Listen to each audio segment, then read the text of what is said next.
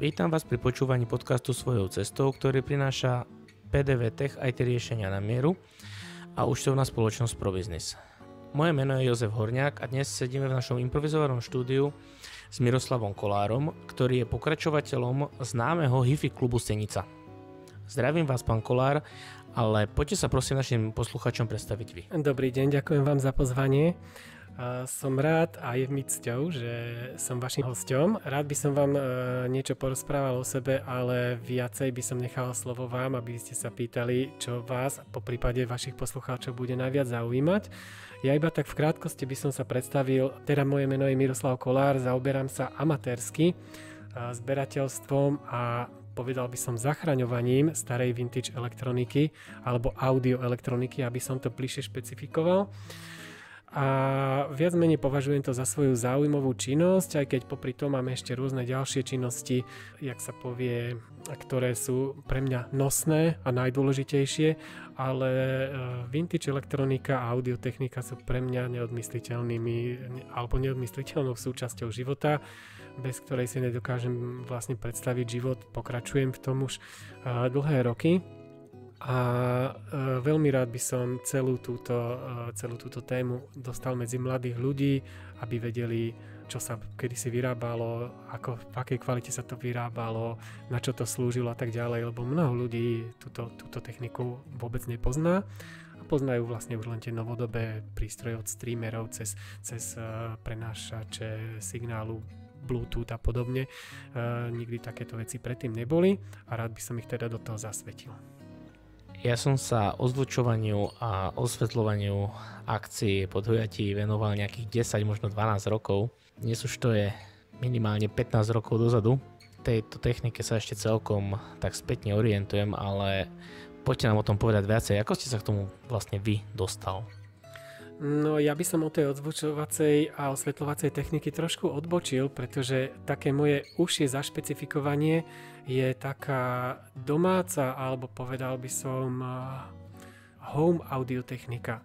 Viac menej sa mi nejedná o nejaké zvuky alebo nazvučovanie nejakých exteriérov, nejakých kinosál a podobne, ale viac menej som zameraný na samotnú kvalitu toho zvuku a na vychutnanie si pôžitku toho najkvalitnejšieho, čo z toho zvuku viete dostať. A vlastne ja som sa k tomu dostal už veľmi dávno, dá sa povedať, že som sa narodil s pajkovačkou v ruke, možno, že sa tomu venujem od nejakých 7-8 rokov. Zasvetil ma do toho môj otčím, ktorý bol členom Senického hifi klubu Senica. Bolo tam niekoľko ďalších ľudí, ktorí sa u nás stretávali, vymieniali si skúsenosti a tak ďalej. No a ja ako dieťa, samozrejme, ja som to všetko poberal, tie informácie, ja som to hltal geometrickou radou a jednoducho tie začiatky boli také, že mne sa to vlastne všetko páčilo, nejaké LED indikátory, všetko to blikalo, svietilo, svetelné hady a neviem čo všetko, takže začalo to vlastne výrobou takýchto jednoduchých, zo začiatku to boli nejaké stavebnice a podobne, ktoré sme dohromady dávali aj s otčímom a v podstate, keď som si založil rodinu, dal som tomu pauzu možno, že nejakých 10-15 rokov, a neviem, či ma nakopla taká nejaká múza, alebo čím sa to stalo. Zrazu len som otvoril istý inzertný portál a našiel som tam tie staré veci, ktoré ešte kedysi boli na dennom poriadku u nás rozoberané, demontované, naspäť skladané v našom byte. A jednoducho tá nostalgia ma tak dostala, že som si povedal, že tak ako niekto zachraňuje veľryby, tak ja budem skrátka zachraňovať túto starú vintage elektroniku z toho audiofilského hľadiska, také tie najlepšie, najkvalitnejšie vychytávky, ktoré vlastne v tej dobe boli a na ktoré sme si kedysi v Tuzexoch museli odstávať obrovské rady, zháňať bony a rôzne devízy, ktoré boli vtedy nedostupné a bolo nám to veľmi vzácne. A teraz, keď dá sa povedať, že už som niečo prežil a zažil, tak to, čo som vtedy nemohol všetko mať, tak teraz by som to odrazu chcel mať. A najskôr som si to iba akoby vyzbierkovával a potom som začal pomáhať vlastne kamarátom, urobil som si nejakú internetovú stránku, niekomu som niečo pomohol opraviť a podobne a potom s tými kamarátmi vlastne sme sa tak dohodli, že čo keby sme si založili taký klub. Hovorím, výborne, veď tu v Senici taký klub kedysi existoval pod názvom Hifi klub Senica. tak som sa rozhodol, že v tom budem pokračovať, nakoľko ten záujem je nadmieru vysoký až neočakávanie, takže asi toľko k tým mojim začiatkom, ako som sa k tomu dostal. Osobne mám skúsenosť, že keď v našich končinách poviete nahlas audiofil, tak na vás sused môže zavolať políciu, aby zistili, čo robíte a s kým to robíte. Ja vám poviem, audiofil je to v podstate také neoficiálne pomenovanie, vzniklo to vlastne medzi nami priaznivcami toho úplne že najkvalitnejšieho zvuku. Audiofilm sa stáva človek, ktorému nič nie je dostatočne dobré, čo sa týka zvuku. To je vlastne človek, ktorý ide do absolútne takých detailov, že človek nezainteresovaný, tomu by sa až zdálo, že to je také, že až nezdravé, ale je to tým, že vlastne získavanie z tej svojej aparatúry toho čo najlepšieho zvuku je obrovská alchýmia a je to beh na dlhú trať. Obrovská veda je okolo toho, veľa sa toho dá počítať na internete, veľa skúseností môžete nabrať z rôznych odborných článkov, z magazínu Stereo, to bol taký asi najpopulárnejší nemecký magazín, ktorého mám tiež obrovskú zbierku, čo sa týka literatúry, katalógov a tak ďalej, kde sa dajú vyčítať parametre prístrojov a podobne. A títo ľudia, ktorí majú tendenciu dostať sa do toho úplne najlepšieho zvuku tej svojej aparatúry, ktorú v tej svojej obývačke majú, tak idú do úplných detailov od konštrukcie káblov a molekulárneho zloženia tej samotnej medi, z ktorej sú vyrobené vodiče, po najkvalitnejšie kontaktové spoje, pozlacovanie kontaktov, výber tých najlepších komponentov, ktoré si, ako sa povie, najlepšie zvukovo sadnú k sebe, lebo nie je dopasovať aparatúru k sebe ako dopasovať aparatúru, ale možno, pokiaľ ma pozvete ešte do ďalšieho podcastu, tak by sme sa dostali do nejakých vyšších podrobností. A toto je taký najprehľadnejší, alebo teda by som povedal najvystižnejšie opísanie toho človeka, ktorý sa nazýva audiofil, že čo vlastne, prečo ho tak ľudia volajú a čo on očakáva od tej svojej aparatúry. Myslím, že tady u nás v štúdiu by vám Mário vedel porozprávať, keď mi posiela rôzne sluchátka, že nech ich vyskúšam, aké sú alebo nie sú. A ja na každé pošlem 10-stranovú litániu, čo všetko sa mi nepáči a ako to tam kde cinka a rezonuje. Väčšinou viac sa toho nepáči ako páči. Poznáme to.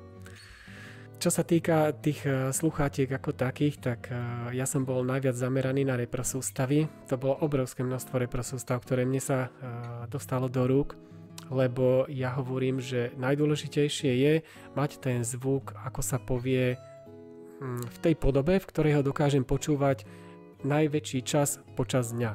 To znamená, že nebudem chodiť so sluchátkami 10 hodín po byte, ale v podstate dosiahnuť ten zvuk z reprosústavy, ktorú môžem kedykoľvek počúvať a počúvať ju v hoci ktorej miestnosti, v hoci akej veľkej miestnosti. Rieši sa tam akustika, odrazy zvuku. Toto poznajú všetky také, že hudobné a zvukové štúdia, ale tuto zachádza až do takých detailov, že v miestnosti si musíte rozmerať, kde máte fotelu, odkiaľ máte počúvať ten zvuk, ako máte mať natočenú reprosústavu, akým smerom, ako ďaleko máte byť od nej, v akom pomere máte byť od ktorého reproduktora. To už sú tiež také detaily, ktoré zaujímajú iba tých, jak sa povie, že najväčších fajnšmekrov. No ale o tomto je a tá reprosústava je vlastne absolútny základ, od ktorej sa začína. Najskôr musí mať človek vybranú reprosústavu, ktorá mu dá ten zvuk, ktorý očakáva a potom si napasováva vlastne celý ten reťazec tých komponentov, aby dosiahol ten jeho ideálny zvuk, teda zosilňovač, nejaký ekvalizér, médium, z ktorého prehráva hudbu a tak ďalej. Ja keď som sa venoval ešte ozvučovaniu, tak v tom veľkom ozvučovaní, keď sa robili pódia a podobné veci, koncerty, tak tam sa nehralo až tak na taký detailný zvuk. Samozrejme, vždy som sa snažil vyladiť zvuk alebo vytvoriť zostavu, ktorá bola kvalitná, ale vo výsledku som sa vlastne ponaučil, že tým ľuďom to je úplne jedno. drvivej väčšine na tých koncertoch a diskotékach.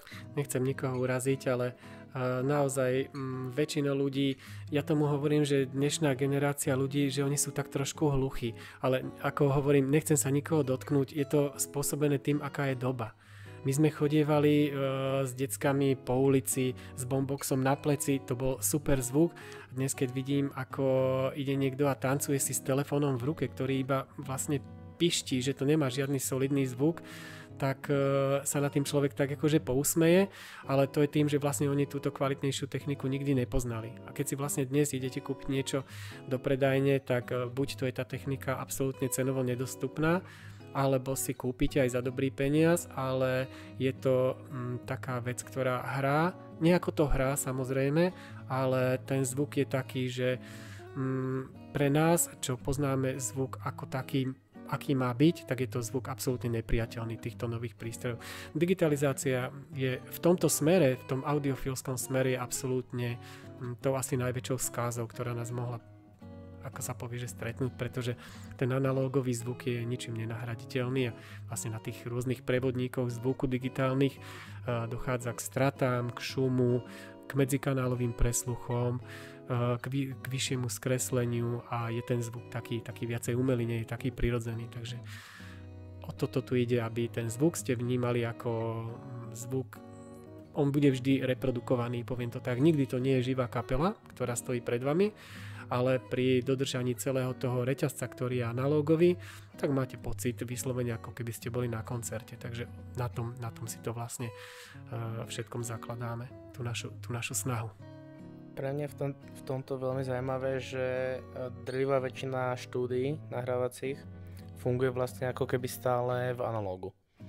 Síce majú aj modernú techniku, digitálnu a tak ďalej, ale naozaj väčšina mixážnych pultov, nahrávacích zariadení ešte stále obsahuje tie staré analogové budíky s ručičkami, ktoré tam lietajú, majú tam extrémne dlhé potenciometre, šable a podobne a všetko sa nastavuje manuálne a následne je ten zvuk ako keby, poviem to, že spizdený tým, že to dajú do MP3. No bohužiaľ, situácia je taká, že tie kapely, ktoré si extrémne zakladajú na tom, aby ten ich zvuk bol dokonalý, keď vidíte nejaké videoklipy a podobne, spomeňme kapelu, ja neviem, Metallica, Led Zeppelin, rôzne takéto, jak sa povie, rockové kapely, o ktorých by si človek povedal, že však tam tie gitary nejako to tam reže do toho. Práve toto sú kapely, ktoré si najviac zakladajú na kvalite zvuku. Keď si pozriete nejaké záznamy, dajme tomu, ja neviem, teraz znova spomeniem kapelu Metallica, tak je vidieť, že oni tam dávajú zábery zo štúdia, kde sa nahráva na široké pásy, v podstate magnetofónové, to sú špeciálne štúdiové cívkové magnetofóny a prvý záznam ide vždy na tú cievku. Ten ide vždy analogovo. A normálne, klasicky sa to tam proste, jak sa povie, že strihá, žiadne nejaké úpravy na počítači, oni potrebujú ten záznam v surovom stave. A keď sú tam nejaké chybičky, tak samozrejme, že už digitálne si to opravujú, ale vždy ten základ je analógový, lebo s ním sa dá vždy najlepšie pracovať. Už keď to dáte do nejakej digitálnej podoby, tak už to má nejakú tvrdú formu a keď chcete z toho dostať napríklad, ja neviem, potrebujete tam podporiť výšky alebo nejakým spôsobom niečo zvýrazniť alebo niečo utlmiť, tak už je to predsa len digitálny zásah do toho a vy ho nejakým spôsobom orezávate ten zvuk. A už to nie je v podstate to, čo počujete, keď tá kapela stojí pred vami. Takže toto sú také veľmi zaujímavé veci, preto aj mnoho ľudí nakupuje staré cievkové magnetofóny. V podstate neviem, akým spôsobom sa dostávajú títo ľudia po tie záznamy, ktoré sú originálne analogovo nahrané, lebo keď budete dnes nahrávať z rádia, z jakéhokoľvek iného média alebo z nejakého streameru, tak vždy to máte digitál. A prevádzať digitál naspäť do analógu a púšťať si to z analógu, tak to je...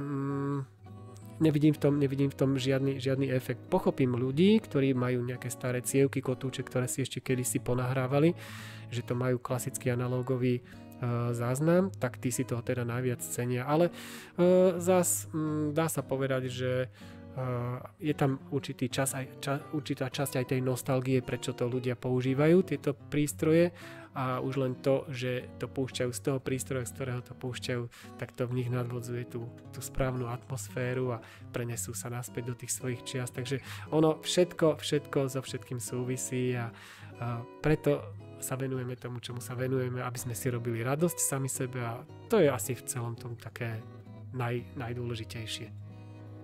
Rozprávali ste teda o staršej technike, o tej vintage technike a elektronike. Vo mne to osobne evokuje, že za vami chodia väčšinou skôr starší ľudia, alebo staršia generácia, ale možno ma vyvediete z omylu.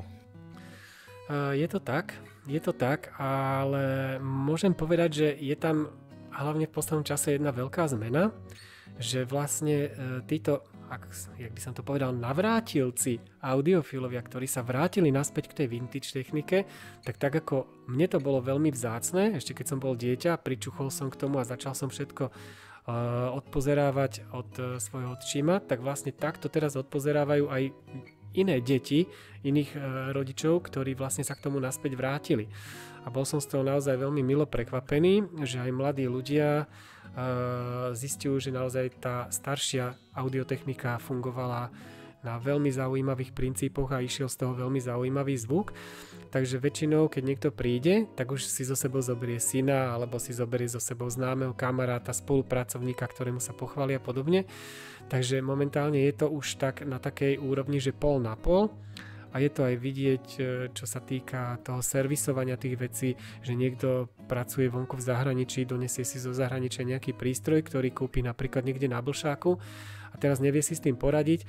A teraz prvé, čo mu môže otec, kamarát alebo kto iný poradiť, vieš čo, vyskúšaj nejaký hi-fi klub, lebo títo amatéri sa v tom najlepšie vyznajú. A je to tak, lebo v podstate, keď takýto prístroj donesiete dnes do nejakého servisu, a vidia, že je to prístroj zo 70. rokov, tak radšej zamknú dvere a dajú vysačku, že zatvorené. Pretože nechce sa im do toho skrátka ísť. Dnešné prístroje, keď sa opravujú, tak jednoducho vymeníte nejakú zvukovú kartu, zasuniete druhú, zadeklujete prístroje, tým pádom je celý problém vyriešený, ale tu sa musí vlastne ten prístroj, ak sa povie, celý prekopať, pretože od vyschnutých elektrolytických kondenzátorov tam riešite až po tie najzávažnejšie nejaké veci, ktoré je treba vyrobiť z druhovýroby, zlomené gombičky. Dnes máme možnosť na 3D tlačiarniach urobiť kópiu a podobne. Takže rôzne veci, postrácané komponenty a tak ďalej sa musia vyrobiť na novo, buď to z kovu, z plastu a tak ďalej. A nich to láka tých ľudí dať to vlastne dohromady, či už to bežne používa, alebo si to vystaví len napríklad v detskej izbe ako rekvizitu a keď príde jeho kamoš, tak wow, to čo máš doma? Takže niekto iba tak, že pre efekt, aby to mal doma ako kulisu, ale dosť k tomu pričuchávajú aj mladí ľudia. Keby som mohol ešte nejakým spôsobom načrtnúť, že aký je tam podiel muži a ženy, tak väčšinou tých 98% poviem všetko sú to muži a z nejaké 2% ženy. Momentálne náš audio klub alebo hi-fi klub navštevujú 3 také naše, jak by som to povedal, dámy. Áno, niektorým už sa dá povedať dámy, pretože máme jednu členku nášho hi-fi klubu už naozaj vo veku. Nechcel by som ju uraziť, keď ma teraz bude náhodou počúvať, ale predpokladám, že tak k 70-ke už jej pôjde. A je to vážna teda audiofilka pani z Košic. Meno si nechám pre seba, keby náhodou niečo, tak kľudne ho nakontaktujem. Ale ako hovorím, väčšinou sú to muži. To ma úplne ani neprekvapuje, myslím. A s akými problémami alebo závadami za vami chodia najčastejšie? Sú tu dve kategórie. Buď to prídu s úplne staručkým prístrojom.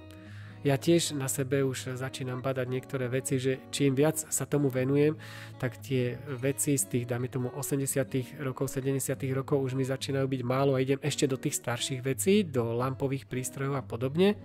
Alebo teda pre tých, kto by nevedel, čo sú lampové prístroje, tak sú to prístroje, ktoré fungujú na báze elektróniek. Takýchto je asi najmenej, to už sú naozaj len tie najstaršie generácie, alebo sú to potom rôzni hudobníci, muzikanti, ktorí hrajú na elektronkových zosilňovačoch. ale najviac sú to potom také dve základné kategórie a to sú ľudia mladí, ktorí idú do predajne, kúpia si napríklad nejakú vežičku a prinesú domov a zistia, že to nehrá. Alebo respektíve ono samozrejme, že nejako to hrá, ale ten zvuk je taký orezaný, že nemá to výšky, nemá to basy, nemá to žiadnu šírku stereo. Je to ako keby ste počúvali s prepáčením mestský rozhlas. Jednoducho kvalita zvuku je úplne na bode mrazu. Nehovorím, že sú také prístroje všetky, ale tie prístroje, ktoré sa rádovo pohybujú v cenovej hladine okolo 100-200 eur, tak väčšinou nestoja za nič. Povedal by som tak, zo pár ľudí, ktorí ku mne prišli, tak prišli s týmto problémom a už keď som chytil ten prístroj do ruky, tú vežičku napríklad a cítim, že to má, neviem, necelý kilogram alebo 0,5 kilogramu, tak už viem, že je zle. Jednoducho skúšali sme rôzne reprosústavy pripájať a tak podobne. Hovorím, bohužiaľ z tohoto nedostaneme nič, pretože vnútri je len nejaký pulzný zdroj, nemá to žiadne tvrdé trafo, nedokáže to podporiť ten bas a tak ďalej. Takže ono to bude hrať len tak, ako to je. A pán sa ma pýta, no ale čo mám s tým teraz urobiť? Hovorím, ako ste to kupovali? Keď cez e-shop, tak ešte je možnosť vzhľadom na vašu nespokojnosť vrátiť prístroj. Nie, kúpil som napríklad v takej a takej predajni. No hovorím, už bohužiaľ nič. Takže toto sú také veľké sklamania. S veľkými sklamaniami za mnou chodia mladí ľudia a tí, ktorí už majú nejaké tie skúsenosti, alebo teda už nejaký ten prístroj im prešiel cez ruky, tak väčšinou s tými štandardnými závadami, najmä sú to gramofóny alebo vo všeobecnosti prístroje, ktoré sú nosičmi signálu, teda cievkové magnetofóny, kazetové magnetofóny, kde je nejaká mechanika, kde sú nejaké gumené remieniky, ktoré sú časom roztečené alebo rozpadnuté, prítlačné gumičky, kladky a tak ďalej. Takže toto sú veci, ktoré sa pod zubom času rozpadajú a tie vlastne treba všetky buď to kúpiť, alebo v najhoršom prípade vyrobiť, pokiaľ ten komponent nie je možné na trhu bežne kúpiť, ale už dosť firiem sa tým zaoberá, takže je tá situácia o mnoho lepšia. Takže buď to je to záchrana starého prístroja, alebo je to plač nad novým prístrojom. To sú také dva veľké rozdiely. V dobe, keď som ja ešte hrával ako DJ, tak ja som bol expert na to odpísať výškové reproduktore, lebo ja osobne mám sklony k tomu, že mám rád výšky, ale nie, že proste urevané, ale také pekné cinkavé, že musí ten zvuk naozaj vyniknúť. A už pred tými 15-20 rokmi hudba sa už neprodukovala na úrovni, aby mala pekné výšky, mala urevané, a ani do takých štandardných reproduktorových zostav, tých výkonových, sa nemontovali kvalitné výškové reproduktore, iba také nejaké na doplnenie pásma a tým pádom nevždycky zhorali. Ako máte vy takú nejakú skúsenosť? Otvorili ste strašne ťažkú tému. Veľmi, veľmi ťažkú tému. A práve toto je u týchto, jak by som to povedal, ľudí, ktorí sú tými naozajstnými audiofilmy, toto je v podstate tá najdôležitejšia vec, pretože vlastne výškové, stredovýškové pásmo vám udáva rozmer toho zvuku a ten vám vlastne vytvára ten priestor. Vlastne tie basy, v podstate oni sa šíria viac menej nekontrolovateľne v tej miestnosti, tie vám nedajú nič, ale to vrchnejšie, stredové a výškové, alebo teda stredovýškové pásmo vám udáva celkový ten pôžitok z tej hudby, z vnímania toho stereo efektu a podobne. A tie výšky ako také sú u každého veľmi špecifické. A záleží to hlavne od toho, aký žáner hudby počúvame a akú hudbu počúvame z akého veku, z akej doby. Lebo toto je v podstate na tom, že už doslova niektoré reprosústavy, ktoré toto najviac teda ovplyvňujú, nazývame napríklad, že toto sú tvrdé rockové reprosústavy. Bavíme sa napríklad o reprosústavách výrobcov Yamaha napríklad. To sú vyslovene tvrdé reproboxy s razantným rockovým basom, proste. Oni sú na to postavené. A keď si kúpime nejakú reprosústavu, ktorú sme si kúpili nevhodne a očakávame od nej taký zvuk, ktorý, jak by som povedal, ktorý by splňal kritéria pre popovú hudbu, rockovú hudbu, pre sláčikovú, nejaké pre hudbu sláčikových orchestrov alebo pre rôzne žánre, tak dá sa povedať, ja si to dovolím tvrdiť, že taká reprosústava neexistuje, ktorá zahrá dobre všetko. To máte Ja neviem, ako keď si kúpite nejaký multifunkčný prístroj, on vám bude fungovať na všetko. Vy s ním uvaríte, vy s ním povysávate, vy s ním urobíte všetky možné práce nejakého robota, ale žiadna z tých funkcií nebude poriadna. Jednoducho, dokým si nekúpite delený prístroj, napríklad budete mať delený zosilňovač, predzosilňovač, koncový stupeň. Po prípade ešte rozdelený predzosilňovač, zvlášť pravý kanál, zvlášť ľavý kanál. Koncový stupeň, zvlášť pravý kanál, zvlášť ľavý kanál. Jednoducho, takto sa dá dostať po tú kvalitu a u tých reprosústav je to niečo podobné.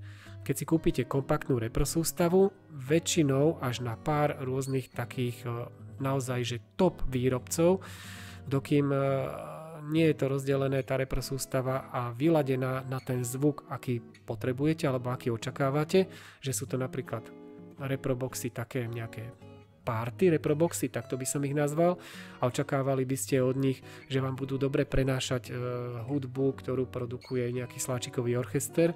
Nikdy v živote sa nedostanete po koniec tej cesty, od ktorej očakávate nejaký konkrétny výsledok, že takto si to predstavuje.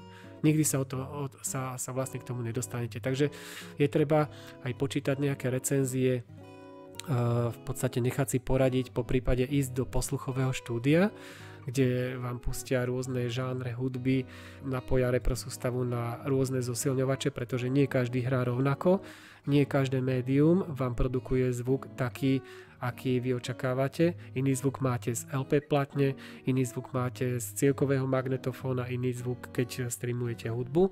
A jednoducho je treba dopasovať tie komponenty na seba. A vtedy, keď vám to nehrá a stále máte pocit, že mne tu niečo chýba, keď sa postavíte zo stoličky a začnete točiť tými šajbami, pridávať zvuk, uberať basy alebo proste robiť niečo s tými korekciami, že vás niečo postaví zo sedačky, tak už vtedy viete, že aha, niečo je zle. Lebo najlepší zvuk dosiahnete v podstate tým, keď cesta od média, ktoré vám produkuje nejaký ten prenos toho záznamu, je cesta k zosilňovaču a k reprosústavám najkratšia. To znamená žiadne nejaké ekvalizéry, žiadne nejaké dodatkové komponenty, ktoré vám upravujú zvuk, ktoré vám zvyšujú dynamiku a tak ďalej. Keď chcete kvalitný, autentický zvuk, tak ako ho hrá tá kapela, tak to znamená médium, z ktorého prenášate, ani vlastne predzosilňovač nie, iba koncový stupeň a reprosústava. Žiadny medzičlánok medzi tým. Vlastne kvalitné prepojenie, používať treba kvalitné signálové káble, kvalitné reprokáble. Niekedy by si človek povedal, že a čo to môže byť na tom, jaký rozdiel. Keď si z gramofóna alebo z nejakého streameru prepojíte zvuk do zosilňovača a ten kontakt tam nie je dokonalý, tak to je jasne počuteľné, že napríklad tam chýbajú výšky. Jednoducho pozlátené, postriebrené kontakty, upínacie, uťahovacie konektory, toto sú všetko veľmi dôležité veci, hlavne pri prenose tých slabých signálov. To znamená, že od nejakého toho streameru do zosilňovača. Keď je nejaký slabší signál, alebo teda slabší kontakt, zle som sa vyjadril, od zosilňovača k reprosústave, tak keď tomu trošku pridáte, tak vlastne už tým tokom toho napätia, ktoré vlastne preteká cez ten kábel, tak on sa akoby prilepí ten kontakt. On sa nakoniec chytí a hrá dobre, aj keď tam úplne taký kvalitný ten kontakt nie je, ale na tých signálových kábloch to robí veľké rozdiely. A pridávanie výšok, to znamená, že máme niekde problém. V celom tom reťazci vlastne od toho média, ktoré prehráva tú hudbu po reprosústavu. Niekde je problém. Buď to je zle naladená reprosústava, ktorá nie je určená na ten žáner hudby, alebo potom je niekde problém, jak sa povie, či už v samotnej nahrávke, alebo môže byť aj nejaká závada konkrétne v tom prístroji, ktorý používate.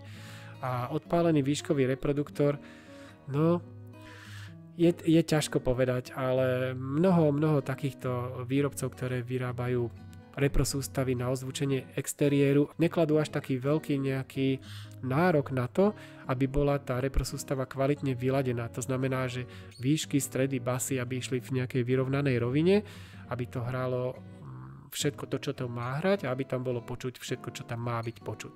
Niektorí to stavajú viac menej na ten výkon a už tá kvalita toho nadstavenia alebo vyladenia toho zvuku repro sústavy už u tých výrobcov ide tak trošku bokom. No. Je to spôsobené možno, že aj tým, že sa teraz dováža veľa z Ázie a tak ďalej, kde až taký vysoký, jak by som to povedal, taká vysoká výstupná kontrola toho zvuku nie je ako kedysi.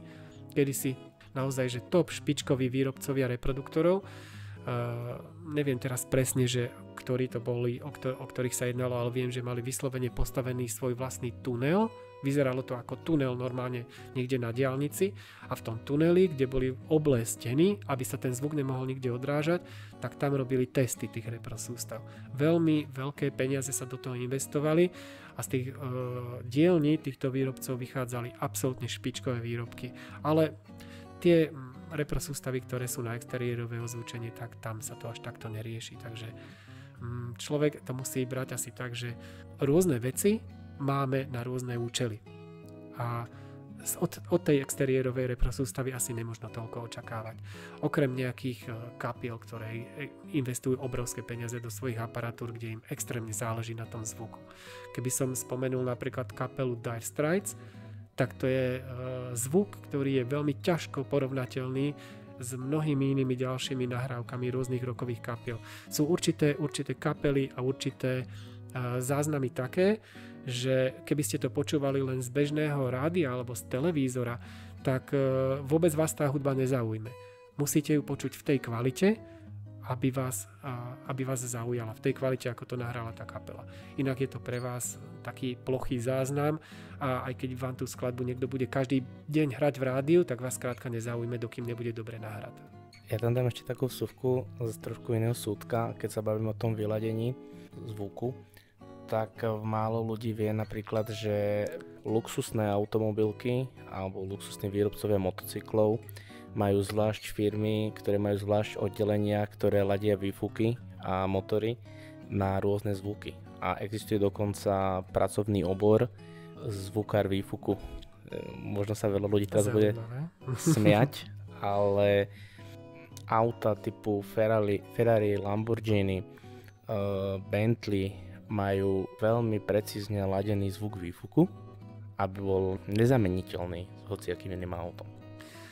Dokážem si predstaviť aj nadšenie majiteľov aut, ktoré majú také, ak by som povedal, že špecifické zvuky tých svojich výfukov. Stačí si len predstaviť, že okolo vás prejde napríklad Maserati a je tam vnútri elektrický motor. Skúste si to predstaviť. To je jednoducho ako olej a voda. To sú dve veci, ktoré sa absolútne nedajú zlúčiť. Síce raz sa zrejme niečo takého dočkáme, no ale všetko to má tú spojitosť s tým zvukom a o tomto sa dá všetko baviť už len z toho pohľadu, že napríklad keby to auto nemalo ten výfuk a nemalo ten zvuk, ktorý jemu sa páči, tak jednoducho on si to auto kvôli tomu nekúpi. On siahne po inom aute, pretože skrátka on tak chce ten zvuk. A to je také nadšenie, jak by som to povedal, s tými audiofilmy, čo sa týka aj hudby, že má to strašne veľa spoločného a ja som pevne presvedčený, že keď ten človek má dobré uši a chce mať dobrý zvuk výfuku toho auta, verte tomu, že keď otvoríte to auto, tak tam bude vymakaná hudba. Ako ste spomínali, že keď si niekto kúpi 100 eurovú, 200 eurovú nejakú vežičku a snaží sa tam potom doriešovať zvuk nejak dodatočne, mne to strašne pripomenulo, že keď si niekto kúpi Octaviu 1.4 alebo 1.2, neviem aké sa momentálne robia, a namiesto toho, aby kúpil auto s motorom, tak tam radšej pridá nejakú záchodovú trúbu na výfuk, aby to hučalo. A najlepšie ešte dať 2 nálepky na kapotu, lebo to zaručne pridá 10 koní. Áno. Každá jedna. Áno. Toto sú také zaujímavé veci, ale poviem to tak, sú ľudia, ktorí majú rôzne možnosti, niekto má možnosti, nechcem to tak povedať, že niekto má viac peňazí, niekto menej, ale je to skrátka realita, je to tak, nie každý si môže dovoliť všetko. Ale poviem to tak, že u tejto audiotechniky je jedna obrovská výhoda, že tie najlepšie veci sú tie najstaršie veci, momentálne nie sú ani najlacnejšie, ale aj medzi tými nižšími kategóriami prístrojov, čo sa týka audiotechniky, nájdete také prístroje, ktoré sú svojím zvukom nedobehnuteľné prístrojmi, ktoré sa rádovo pohybujú v tisíckach eur, ktoré si dnes môžete kúpiť ako nové v obchode. Nedobehnú ich. Je to vlastne spôsobené tým analogovým zvukom, ktorý je, jak sa povie, že jedinečný, a v tomto majú aspoň teda títo audiofily výhodu, že netreba nainvestovať príliš veľa peňazí na to, aby som získal dobrý zvuk, stačí si nechať trošku poradiť, nechať si zrepasovať nejaký starší prístroj a môže byť spokojnejší ako hocikto iný, kto má nejaké ťažké zostavy doma za ťažké tisíce, ktoré si kúpil niekde na predajni a už po pár mesiacoch používania pokúkáva potom, ako by sa toho zbavil niekde na nejakom izertom portáli, lebo to nie je, ak sa povie ľudovo povedané, to práve orechové. Skúste nám teraz približiť, pán Kollár, koľko asi stojí a čo asi obsahuje taká nejaká základná zostava pre začínajúceho mladého audiofila? Takže pre tých začínajúcich je to viac menej také jednoduché, aj keď niekto by si povedal, aha, pán Kollár, vy to idete zase zaškatulkovať, lebo vy máte rád gramofóny. Áno, je to pravda. Ja mám rád gramofóny a stále tvrdím, že z gramofónu je naozaj najlepší zvuk a ťažko by ma asi niekto presviečal o niečom inom. Nechcem sa s vami hádať, nechcem vám vyvracať, že najlepší zvuk, ale je absolútne unikátny a jedinečný. Ďakujem, že ste ma poopravili. Áno, máte väčšiu pravdu ako ja. V podstate pre mňa je to tak, že keď má niekto dokonale vyladenú zostavu, ja to zasa pozerám sa dosť na to z toho svojho pohľadu, že ja mám už vyladenú zostavu, takže mne naozaj ten gramofón hrá, jak sa povie, najlepšie zo všetkých médií, ktoré pripájam k zosilňovaču, ale viac menej, dobre, bavme sa naozaj o tých viac menej začínajúcich audiofilov, o tých základnejších zostavách. Čo sa týka toho zvuku ako takého, tak ja mám naozaj rád zvuk z gramofónu, takže doporučujem taký audiofil, aby si v prvom rade dal pozor na to, aký kupuje gramofón, aby to malo nejakú normálnu točňu, aby to bol kovový odliatok, aby to nebol nejaký plastový gramofón, ktorý váži 0,5 kilogramu a má nestabilné otáčky, má nekvalitnú gramofónovú prenosku a tak ďalej, takže to je taká základná vec. A popri tom, ten, kto preferuje zvuk z iných médií, napríklad z kazetového magnetofónu, zo streameru a podobne, a nič nezatracujem, ale návrat k tomu analogovému zvuku doporučujem každému, nakoľko gramofón nie je nejaká drahá vec. Bavíme sa tu o gramofónoch takých základných rád plus mínus značiek ako je Pioneer, Technics, Sony a podobne. Slušný gramofón, z ktorého ide dobrý zvuk, sa začína niekde na cenovej hranici okolo 150-200 eur. Sú to viac menej docela dostupné veci, ktoré kúpite na rôznych inzertných portáloch. Nie je treba do nich investovať nejaké veľké peniaze, lebo sú to veľmi jednoduché zariadenia, aspoň teda tie, ktoré nie sú moc našpikované elektronikou, ktoré sú naozaj tie základné manuálne gramofóny, že to nie sú napríklad gramofóny s tangenciálnym ramienkom, ale je to klasické konvenčné rameno. K tomu potrebujete solidný zosilňovač, ktorý je najlepšie kupovať, nie je žiadny 5 kanál, 7 kanál, 9 kanál a podobne. Chce to klasický stereo zosilňovač, pokiaľ niekto nechce ísť, jak sa povie, do nejakej vyššej triedy a chce ísť alebo chce sa len zoznámiť vlastne s tým zvukom a postaviť si prvú nejakú svoju základnú zostavu, tak by som išiel do integrovaného zosilňovača. Najlepšie by som išiel do takého zosilňovača, ktorý má primeraný výkon, teda ani nie je silný zosilňovač, ani nie je slabý. Do bežných bytových priestorov vám bohate postačuje zosilňovač, ktorý má sinus 20, 30, 40, 50 W na kanál. Bohate stačí, pretože ten výkon je udávaný v inej veličine. Niekto by si povedal, že 20 W je strašne máličko, ale u tých starších prístrojov je to veľmi solidný výkon. Takže to by sme mali druhý komponent a tretí komponent je samozrejme repro sústava. A samozrejme, čo sa týka repro sústavy, tak klasická drevená konštrukcia, aby to bolo aspoň trojpásmo, teda aby to nebolo len s nejakým jedným širokopásmovým reproduktorom, alebo aby to nebol, jak sa povie, že reproduktor od nejakej vežičky, ktorá bola kúpená, nechcem nikoho uraziť, na trhu. Jednoducho stačí začať s nejakou Teslou alebo s nejakými východnými Nemcami, RFT a podobne. Keď chce niekto nejakú lepšiu značku, tak rád poradím. Ale toto sú reproduktory, ktoré sa dajú zohnať rádovo za 30, 40, 50 eur pár. V podstate sú to peniaze, za ktoré stolár nedokáže urobiť ani samotnú tú ozvučnicu.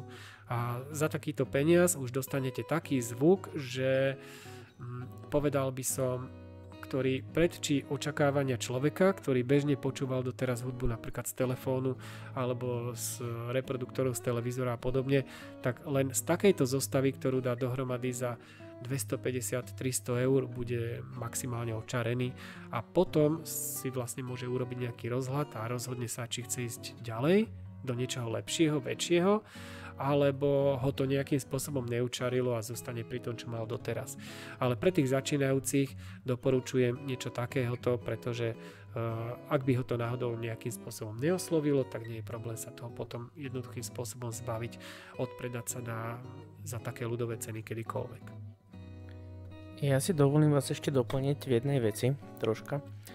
Z tých mojich rokov praxe vo zvučovaní strašne veľa ľudí si myslí, že čím výkonnejšiu zostavu si kúpi, tým to lepšie hraje. A ani zďaleka to není pravda.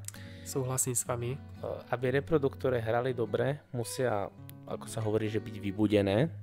To znamená, že musia prekročiť takú tú hranicu z nejakého šumu, ševelenia, že aby mali taký ten svoj optimálnu teplotu, by som povedal, ale súčasne nesmú byť zase moc prepálené, lebo potom už zase skresľujú. To isté sa týka zosilovaču a teda výkonu celej zostavy. Ak ho chcete počúvať naozaj nahlas, tak si kúpte silnú. Ale ak chcete počúvať potichu a kúpite si silnú, tak proste nikdy nebudete počuť ten zvuk, pretože nemá ten výkon, tú teplotu v odzovkách, čo by mala mať. Pretože iba na 10%, ale ona potrebuje aspoň 30, aby hrala. No presne tak, veď to vidíme v podstate na samotných koncertoch. Ideme na nejaký koncert z nejakej známej kapely, ktorá si naozaj potrpí na ten zvuk, tak si tam nechá jednu alebo dve predkapely, ktoré im zahrejú aparatúru, tak aby koncové stupne dosiahli prevádzkovú teplotu. A potom príde hlavná kapela, ktorá vystúpi na pódiu, poviem to tak ľudovo, že ako Jeffo, že wow, že ako nám to hrá.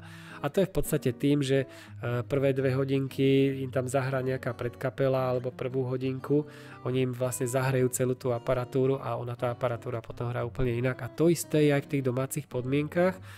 Takže v podstate, keď niekto počúva hudbu, jak sa povie, že takou bežnou hovorovou hlasitosťou, vtedy by v žiadnom prípade nemal kupovať silný zosilňovač, lebo pri takejto hlasitosti má problém zahriať koncové stupne toho zosilňovača a on hrá v podstate na studených tranzistoroch.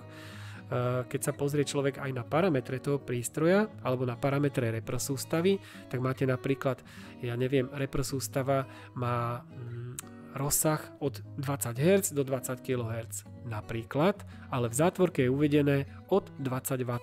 To znamená, že dokým tie reproduktory nenakrmíte 20 W, tak vám nebudú hrať v tom zvukovom rozsahu, ako majú.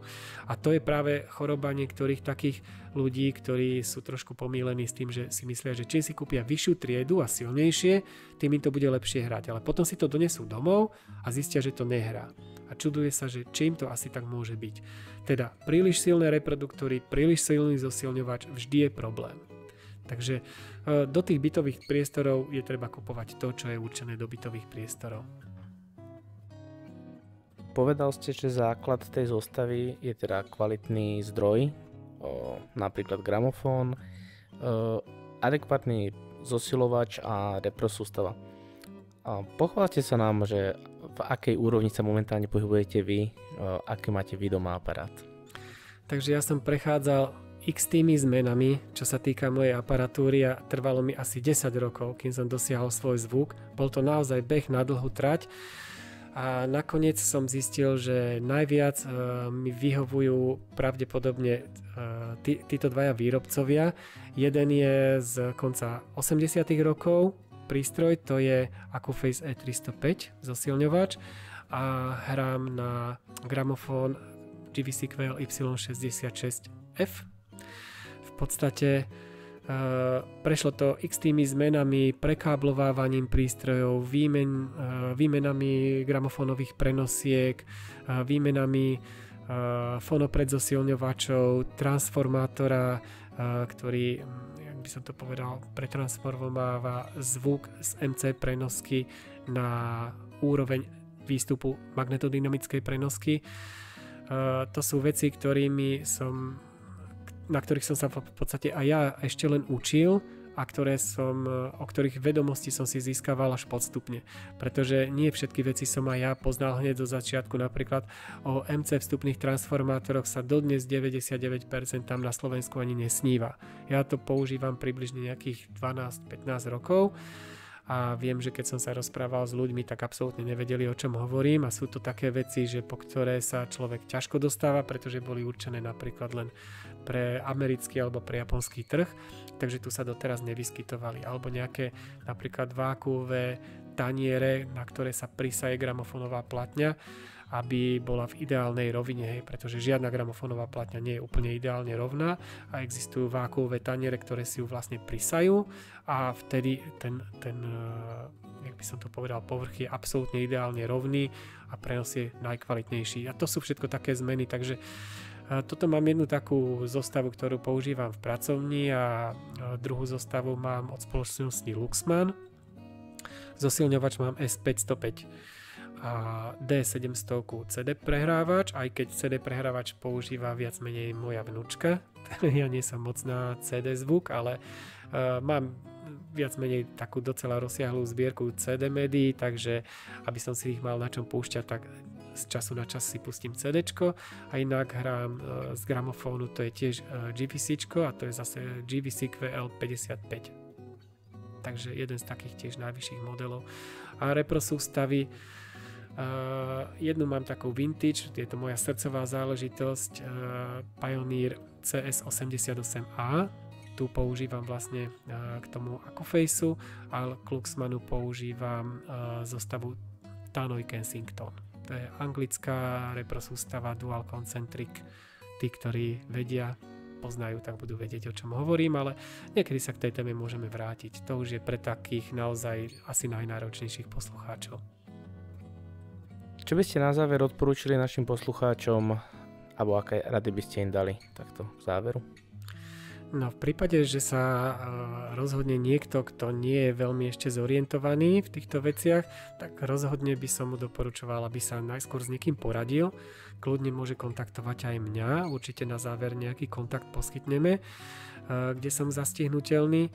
V podstate čítať, recenzie nechať si od niekoho poradiť, poprípade navštíviť nejakého známeho kamaráta, vypočuť si nejakú zostavu a tak ďalej, lebo naozaj človek si môže koľkokrát povedať, že aha, toto by sa mi páčilo, dizajnovo je to pekné, hrá to solidne, donesie to domov a napasuje na to komponenty, ktoré, jak by som to povedal, dohromady si nesadnú, nebude ho to baviť, nedostane sa mu vlastne takého zvuku, aký by očakával, takže veľa počúvať vlastne tých, ktorí už niečo majú za sebou, ktorí niečo poskúšali a od ktorých môže získať rady, aby sa mu podarilo tú cestu k tomu jeho ideálnemu zvuku skrátiť na maximum, aby nemusel stále do kolečka predávať a vymieňať komponenty, lebo mnohokrát sa na tom aj stratia veľké peniaze a to nie je samozrejme tým efektom, ktorý by sme čakali.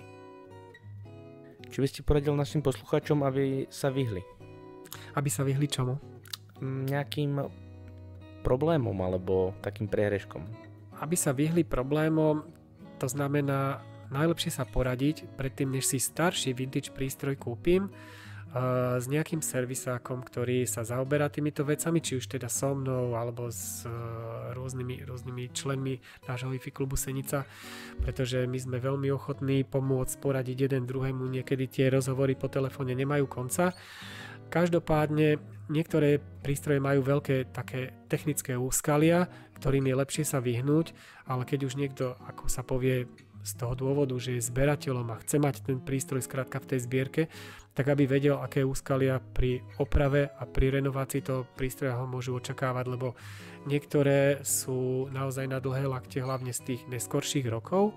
To sú tie 80., 90. alebo 2000 roky, kde sa používalo veľa rôznych integrovaných obvodov, ktoré sú bežne nenahraditeľné a môžete zostať stáť na mŕtvom bode, z ktorého sa nebudete vedieť pohnúť a proste potom sa toho prístroja budete musieť zbaviť len takým spôsobom, že skončí niekde na súčiastky ako darca orgánov, čo nikto nechce, lebo každý si chce ten svoj prístroj zachrániť. Takže je dobré sa poradiť so servisákom, sa pozrie na ten technický plán a pozrie sa, aké sú tam ohrozenia, ktoré by mohli znemožniť celkový repas toho prístroja, také úskalia, na ktoré by ho upozornil. Treba skrátka kupovať v prvom rade s rozvahou. Vy okrem tejto vašej záľuby, ktorá sa teda celkom prerastla do veľkých rozmerov vo vašom prípade, venujete aj podnikaniu, ale tejto časti sa budeme asi venovať až niekedy na budúce, ak príjmete naše ďalšie pozvanie. Určite áno, budem rád. A na záver sa môžete ešte rozlúčiť s divákmi, po prípade povedať, ako by vás mohli kontaktovať, keby sa chceli venovať tiež audiu. Nájdete ma veľmi jednoducho na facebookovskej stránke Hi-Fi Klub Senica, takto sa nazýva moja stránka, ľahko zapamätateľný názov. Pod týmto názvom ma tam nájdete kedykoľvek, môžete sa so mnou napojiť cez chat, alebo mám tam aj telefonický kontakt. Ak budete mať nejaký konkrétny problém, kľudne napíšte, veľmi rád vám odpoviem na akúkoľvek otázku, prípadne poradím. Výborne, pán Kollár, takže vám veľmi pekne ďakujeme za našu dnešnú návštevu. Od mikrofónu sa s vami lúči Jozef Horňák, spoza mixážneho pultu Mário Fam a prajem vám aj na budúce príjemné počúvanie. Ďakujem veľmi pekne za pozvanie ešte raz, všetkým vám prajem príjemný zvyšok dňa. Do počutia. Do počutia.